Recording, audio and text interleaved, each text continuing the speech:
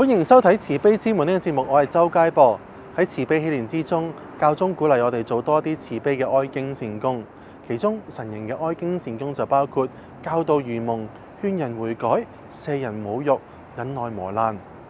教會歷史之中嘅殉道者就圓滿地實踐咗呢啲善功。喺呢集節目之中，我會帶大家去一個充滿殉道者嘅國家。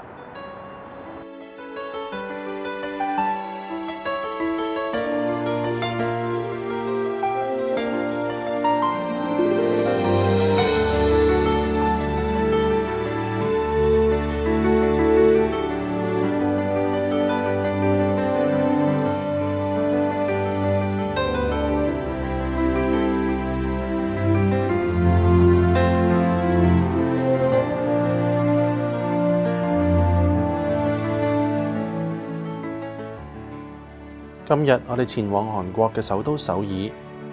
韓國係一個獨一無二嘅國家。天主教係由平信徒自發成立，並非由傳教士傳入。教會喺韓國只有200多年嘅歷史，但係經歷過好多嘅教難，近1萬名信徒殉道。殉道者嘅血令到而家嘅韓國教會茁壯成長。今日介紹首爾嘅禧年朝聖地，全部都係關於殉道者㗎。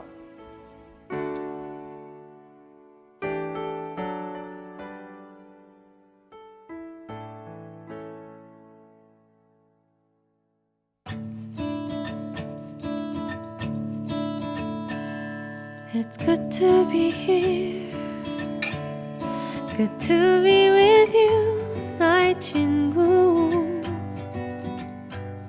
首先，我哋前往首爾嘅中心明洞，本地人稱為明洞聖堂嘅首爾總教區主教座堂。佢係天主教喺韓國嘅象徵。1784年，第一個天主教團體就喺呢度自發成立，但係教堂要等到1898年先至可以建成，係韓國第2座興建嘅教堂。同國家一樣，係以聖母無玷賜胎作主保。教堂嘅設計係採用哥德復興式，磚頭嘅顏色令人感覺佢置身大自然。1970同埋80年代，明洞聖堂成為韓國民主運動嘅地方，為爭取人權扮演着重要嘅角色。地下墓穴存放咗19世紀殉道者嘅遺骸，包括已被封聖嘅第2任朝鮮宗座代牧主教。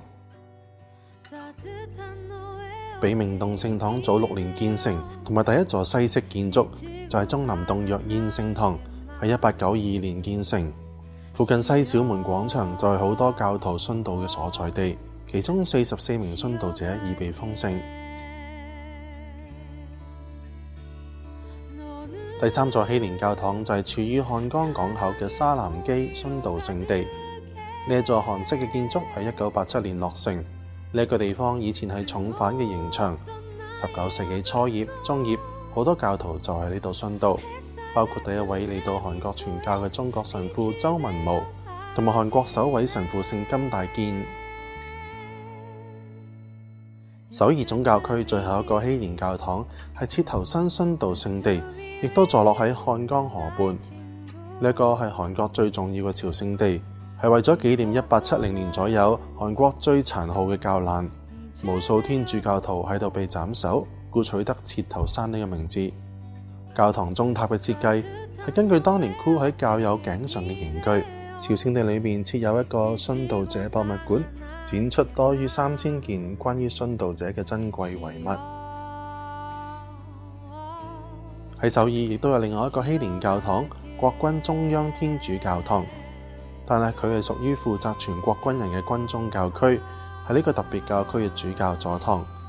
唔少殉道者亦都喺度埋葬。